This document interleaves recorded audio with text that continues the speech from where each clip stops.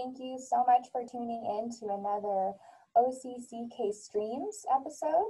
My name is Christina. I am the Education Coordinator at Orange County Coastkeeper, and today we have a very special guest from Orange County Water District. They'll be talking about our local water and groundwater replenishment system, also known as GWRS.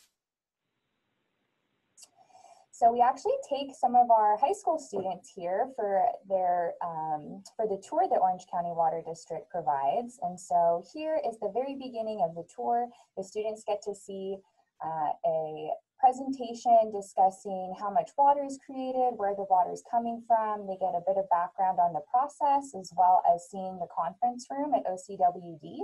They then put on all of their personal protective equipment and then are able to start the tour.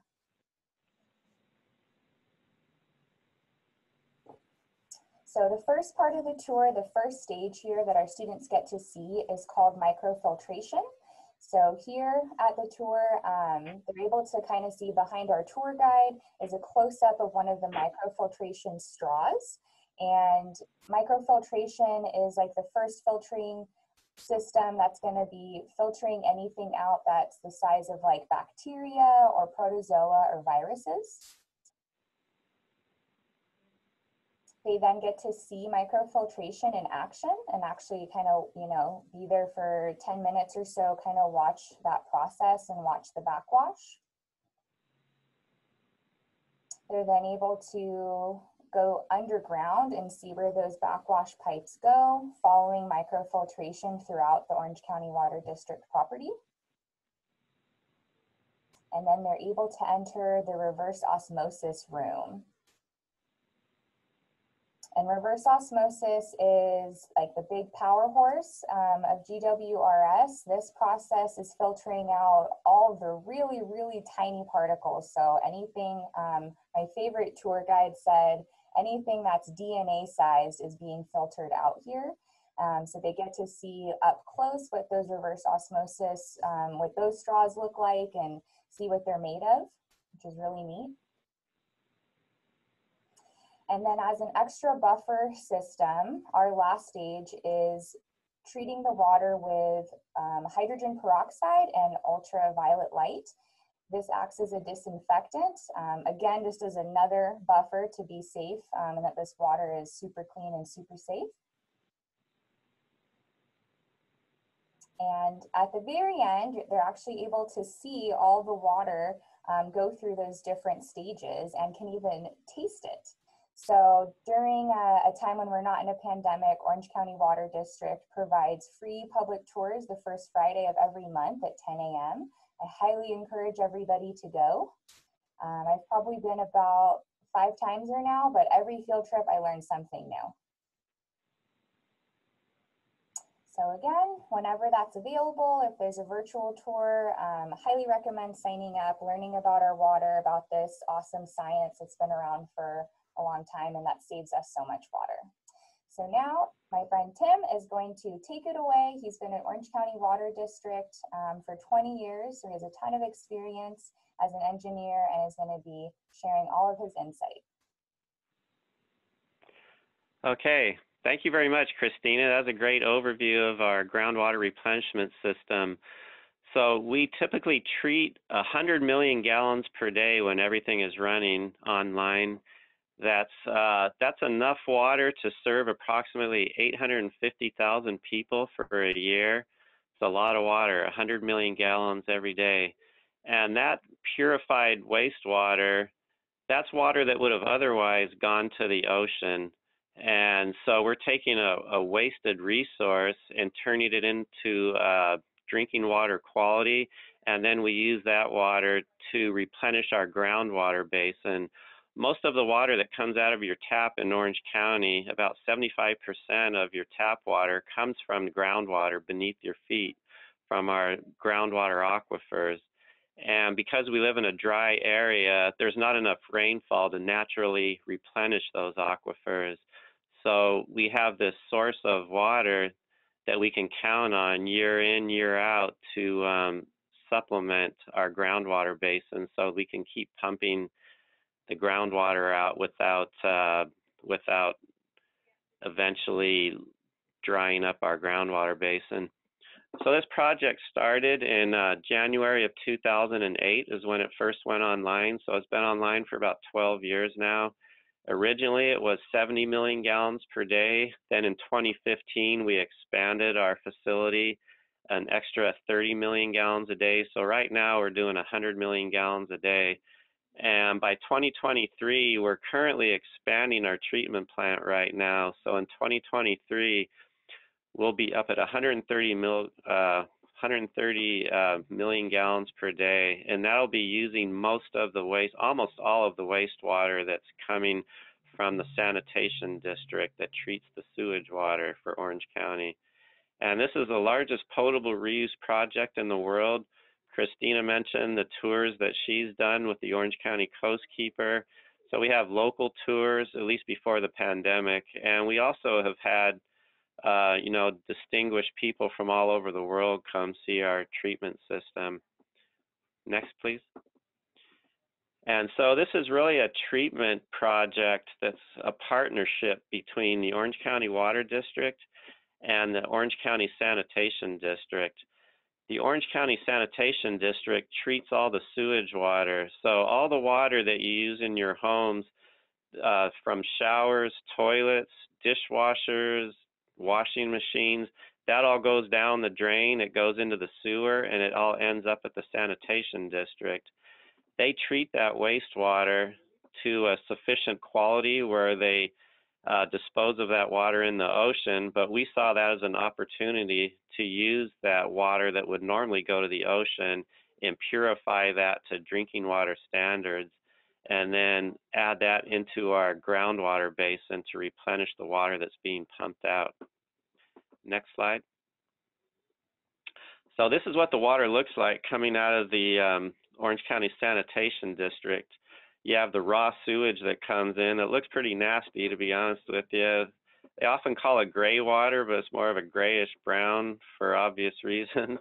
And it goes through a step called primary treatment that takes out all the solids, and they take out the nitrates and a lot of the really large molecules, and then they have a step called secondary treatment. But you can see even after secondary treatment, it still has a bit of a grayish brown tinge to the color of the water. And this is the water that's traditionally discharged to the ocean. So we take a large portion of that water, and that's what we purify. We take the secondary effluent from the sanitation district. Next slide. And so looking at this slide of our treatment process, starting on the left, we take the treated water from the sanitation district, which I just showed you that picture of the slightly grayish colored water. We pass that through the microfiltration step, which Christina mentioned. This takes out all the larger particles, all the suspended solids, protozoa, and the backwash water that doesn't make it through these membranes, that goes back to the sanitation district.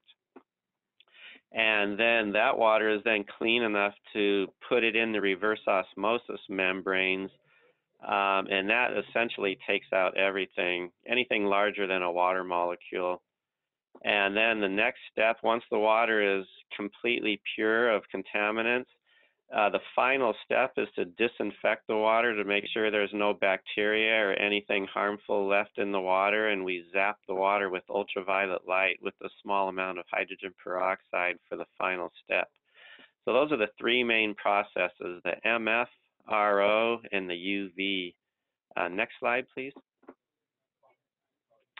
So this slide shows an aerial photograph of our facilities. We call it the water campus.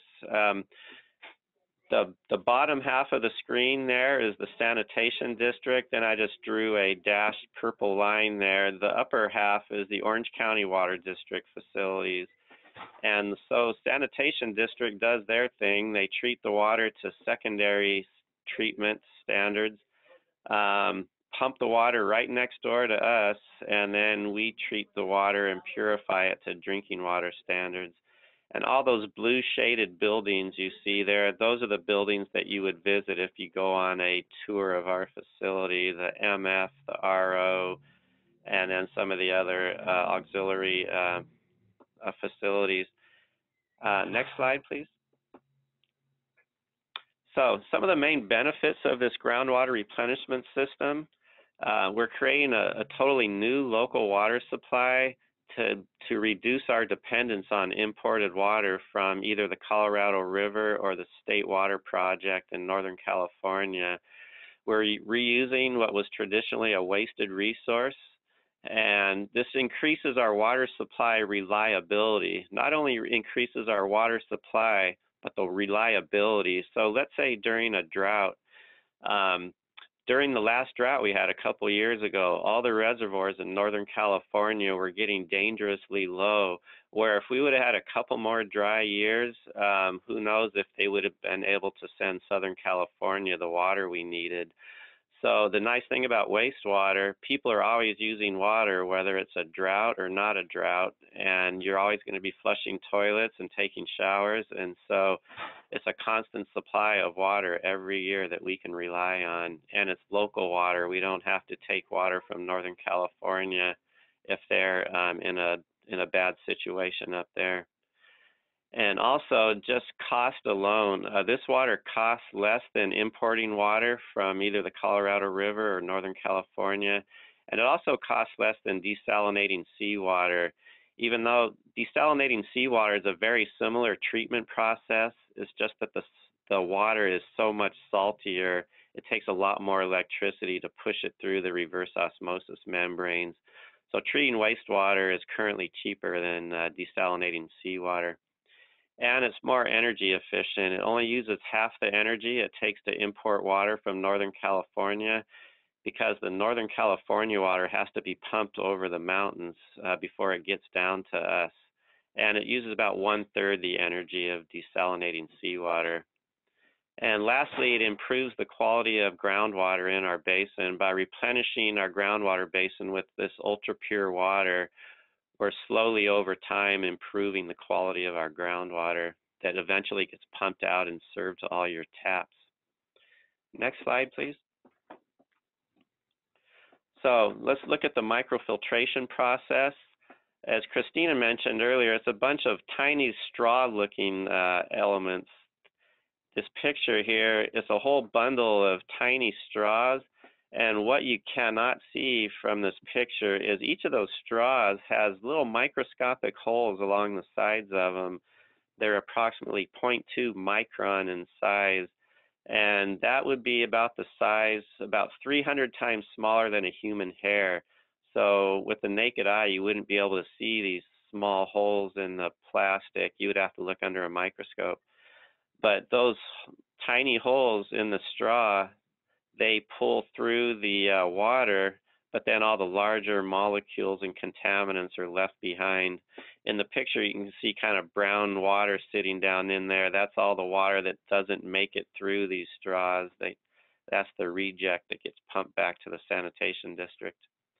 So this step really cleans up the water so that we can send this to the reverse osmosis. This removes bacteria, protozoa, and any suspended solids that are in the water. Next, please.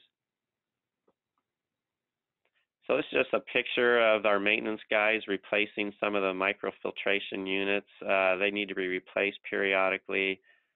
Next slide. Now we get to the reverse osmosis. This is the main process that really removes everything from the water, good or bad. The bottom picture shows these cylindrical vessels. Inside of each vessel is sheets of plastic that are rolled up like a bunch of maps rolled up and pushed into a cylinder. And these sheets of plastic have tiny microscopic holes in them that are even smaller than the holes in the microfiltration. These holes are so small, nothing can pass through them except the pure water molecules themselves. This removes all minerals, whether they're good minerals or bad minerals, doesn't differentiate. It removes any organic contaminants or compounds. It can even remove pharmaceutical products, caffeine, any prescription drug byproducts. It removes everything. And I like to give the example of the holes in the plastic are so small, it would be like for a contaminant to get through one of those holes, it would be like trying to push a basketball through a tiny pin-sized hole. It's just physically impossible for that to happen, so nothing can slip through. And it takes a lot of pressure to force the water through these membranes. The pressure is about 150 to 200 pounds per square inch. Typically, your tap water would be about 40 or 50 pounds per square inch. So it's about 4 or 5 times higher pressure than what you would have at your household. Next slide. This is the RO building, which houses all these cylindrical vessels. And in kind of the middle of the slide, you see those dark objects, those kind of round objects. Those are the high pressure pumps that force the water through the membranes. Next slide. And so this is the final third step to disinfect the water using ultraviolet light and hydrogen peroxide. We call it advanced oxidation. Essentially, it's a bunch of black light bulbs, ultraviolet bluish black light bulbs that are housed in these vessels, and the water passes into these vessels right over the light bulbs, and it kills off any bacteria or organic trace organics that are left in the water. Next slide, please. This is the whole ultraviolet light facility that you would see if you're on the tour. Each of those vessels has numerous like fluorescent looking black light bulbs inside of them. And if you go to the next slide, you see a close-up of one of those light bulbs pulled out of its socket there. So these light bulbs are all screwed into this vessel, and the water just flows right over these light bulbs. Next. So after that water comes out of reverse osmosis, everything's taken out of it. It's ultra pure. It goes through the UV light to kill off and disinfect the water from any bacteria that could be, in the pipeline or something. And then the final step here is we actually have to add minerals back into the water. We add calcium hydroxide, which is in a powder form, and we mix it with water. And then what this does is it makes the water more alkaline and buffers the water to get the pH where we want it at about 8.5 pH. And so if we did not do this step, the water is so pure and devoid of minerals, when we pump it through the pipelines, it would actually eat away the interior of the pipeline. And so we buffer the water to get just the right pH. Next slide. And this just shows a picture of the lime facility where we add the lime and mix it up in this batch mixer to get the pH right where we want it before it goes out into the pipeline. Next. Okay, so just a word here about our expansion we're currently doing. We're calling this the final expansion because we're going to be using all the water the sanitation district has to offer. So this is the last expansion. And this is an additional 30 million gallons a day, gets us up to 130 million gallons a day total. And this will decrease our dependence even more from Northern California or Colorado River water. So trying to get more of a local dependence with our water without relying on imported water. And the total cost of this expansion is about $300 million, which sounds like a lot of money. It is a lot of money. But when you average this out over how much water we're treating and not having to buy the imported water, it really pays for itself rather quickly. Next slide. Okay, so now let's talk about where that water goes that we purify, what we do with that water, and how we get it into the groundwater basin. This slide, the kind of greenish gray area in the middle of the slide, that's our whole service area. It's basically north and central Orange County. Our area does not include South Orange County once you get south of, say, the Irvine area. So on the left would be LA County, and on the bottom right would be down past the Irvine area where you get outside of our boundary. So just to give you an idea. And the Santa Ana River cuts right through the middle of our area. And so if you look down near the bottom, there's a red dot, and that shows the GWRS Advanced Water Purification Facility. There's a little picture of our facility. And that's where we treat the water, all the slides I just showed you. And Where that water first goes, about a third of that water goes into our seawater intrusion barrier. We have a series of wells here in Fountain Valley right next to our facility where we inject that water under pressure into the ground to hold back any seawater that tries to intrude into our aquifer system. So that's about a third of the water. The other 2/3 of the water is pumped up to the Anaheim area. We have a 13-mile pipeline that runs right along the Santa Ana River.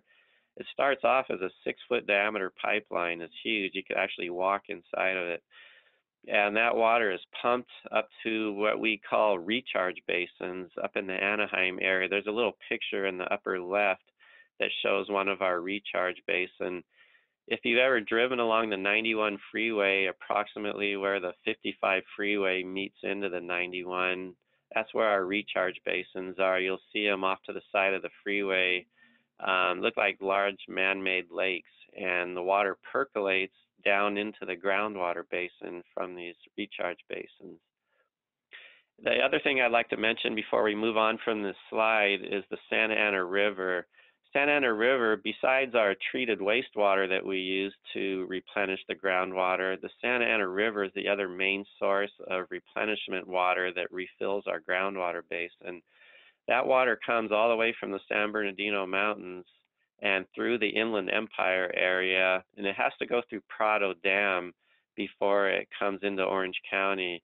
And the Army Corps of Engineers operates Prado Dam. During the dry season, there's no water behind the dam. Typically, the water passes right through. And so in the summertime, it's mostly treated wastewater from the upstream areas that we actually percolate into the groundwater basin. This is all treated wastewater, not as high quality as GWRS. But then during the wintertime, there's, rainfall that happens from, say, December through March during our rainy season. And sometimes we get large storms where the Army Corps of Engineers has to hold water back behind Prado Dam so that Orange County doesn't flood out. And then we have an agreement with them where they release the water slowly after the storms pass. And if they release the water slow enough, we can then divert that water out of the river and put it in our recharge basins. Next slide. Okay, this is our La Palma Basin. This is one of our recharge basins in Anaheim that's filled with GWRS, purified recycled water. I mean, it's amazing. That water looks like it'd be like a beach in Tahiti or something. It's crystal clear, pure water. Doesn't form algae on top because the water is so pure. And so these recharge basins, you can kind of see in the bottom of the picture, at the bottom of the basin, it's very coarse-grained sands and gravels, almost like you'd expect, on a beach. And because it's very coarse-grained soil, the water can percolate real efficiently through. This particular recharge basin can percolate about 10 feet per day. And the water is about 10 feet deep there. So theoretically, if you filled it up in the morning, by the end of the day, that water would vanish and be gone. But we have a constant supply of water going into there, so it stays full. Next slide. This is a photo of the Santa Ana River looking downstream. And so this would be during storm season when the river is flowing with a lot of water coming from the upper watershed from the mountains and the Inland Empire area. We actually have bulldozers that go into the river before it's filled up with water, and we build these levees. They're called T and L levees because they're the shape of a letter T or a letter L. What that does is it spreads the water out across the whole river channel, and the water has to meander around these levees.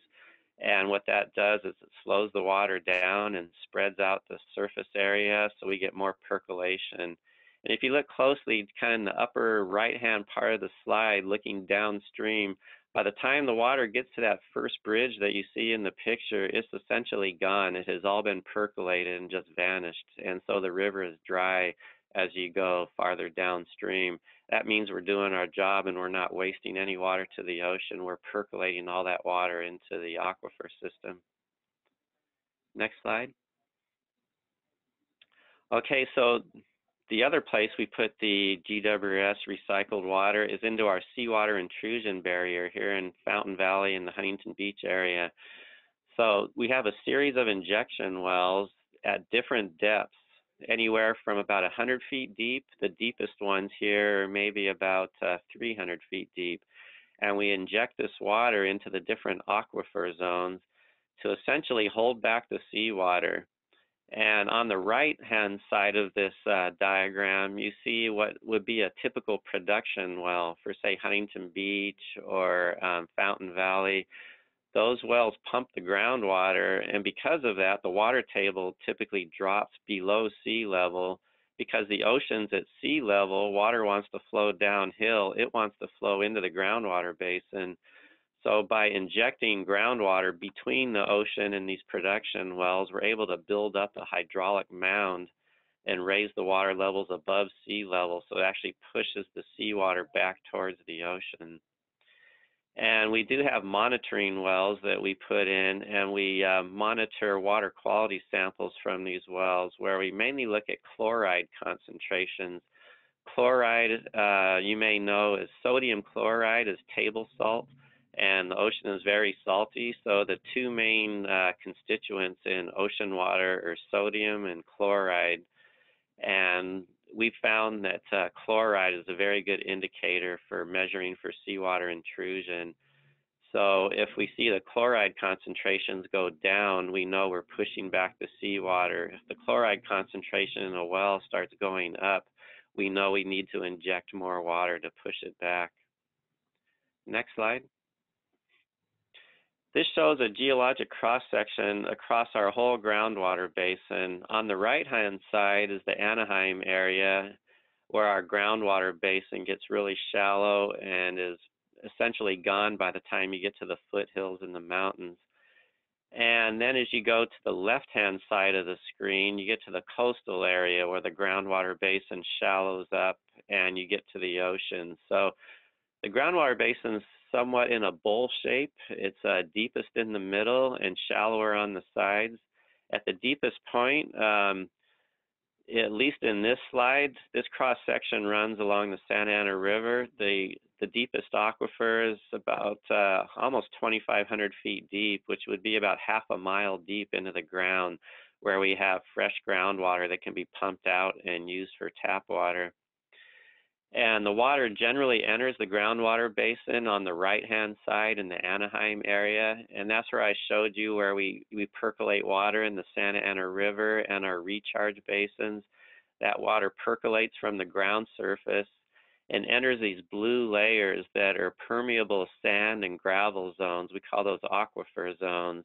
The light brown layers, water does not flow through those as easily. Those would be fine-grained materials like clay and silt layers.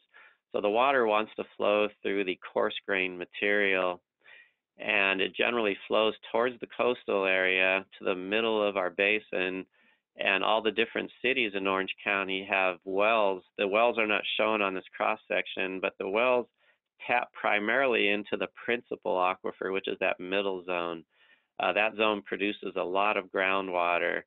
And like I said before, if we just relied on Mother Nature and natural rainfall, we would not be able to replenish these aquifers sufficiently, and that's where the groundwater replenishment system comes in.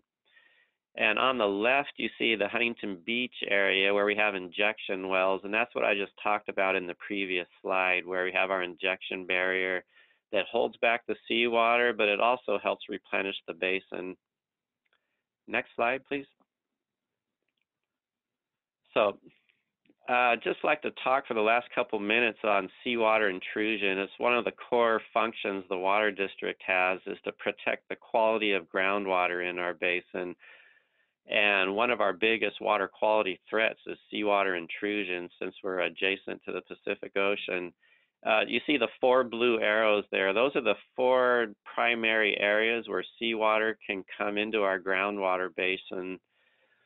And the water wants to enter the groundwater basin because the water table is below sea level, and we have to raise the water level up above sea level right along the coast to keep groundwater from coming, salt water from coming in. Next slide. So this is a more zoomed in picture of our coastal area with the 4 gap areas where seawater can come in. From north to south, you have the Alamitos Gap, Sunset Gap, Bolsa Gap, and Talbert Gap. In the Talbert Gap, we have our Talbert seawater intrusion barrier where we put the GWRS water into the ground, and I talked a little bit about that already. Further to the north, bordering with LA County, we have the Alamitos Gap. That's another seawater injection barrier where we inject fresh water to hold back the seawater. In the Bolsa Gap, we currently do not have a seawater intrusion problem thanks to the Newport-Inglewood geologic fault seems to block the seawater from coming in there. And in the Sunset Gap, this would be in the Seal Beach area, where if you're familiar with the Orange County area where the Seal Beach Naval Weapons Station is, we currently have a seawater intrusion problem there that we've been investigating for the last few years. We've been putting in monitoring wells, measuring the chloride concentrations, and we're seeing chloride concentrations increase and move farther inland. And so what all these colored lines are here on the screen is different chloride concentrations that were measured in the wells, and then I go through and I contour the data from the wells. So anywhere along that blue line, that would be a chloride concentration of 250 milligrams per liter, and we use that as our indicator of the inland extent of the seawater intrusion. 250 milligrams per liter would just be slightly salty. You would slightly taste it in your water. It wouldn't hurt you. Typically, groundwater is anywhere from 50 to 100 milligrams per liter chloride, so this would be about double what it normally would be. But then as you get closer to the coast, these different colors represent higher and higher chloride concentrations. If you notice the black line right where the word Sunset Gap is over there, that's in the Seal Beach Naval Weapons Station, the wildlife refuge over there, where the tidal marshes with seawater come in there. We have 15,000 milligrams per liter chloride there. Pure seawater is about 19,000 milligrams per liter, so it's almost pure seawater in that one particular area. So currently what I'm working on, we're doing groundwater modeling and analyzing all the data from the aquifer system to try to come up with a remedy of putting in a future injection barrier very similar to what we did at the Talbert barrier. Preliminarily, it looks like we're going to need injection wells around the whole perimeter of the Seal Beach Naval Weapons Station, and we're currently modeling that with a computer model and plan to build that in the future.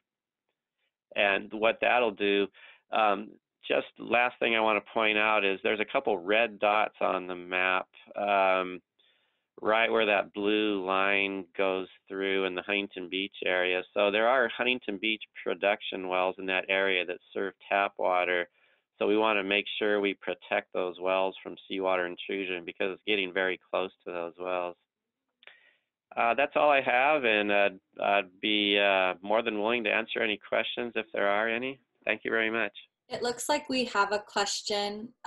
Is our tap water safe from COVID-19?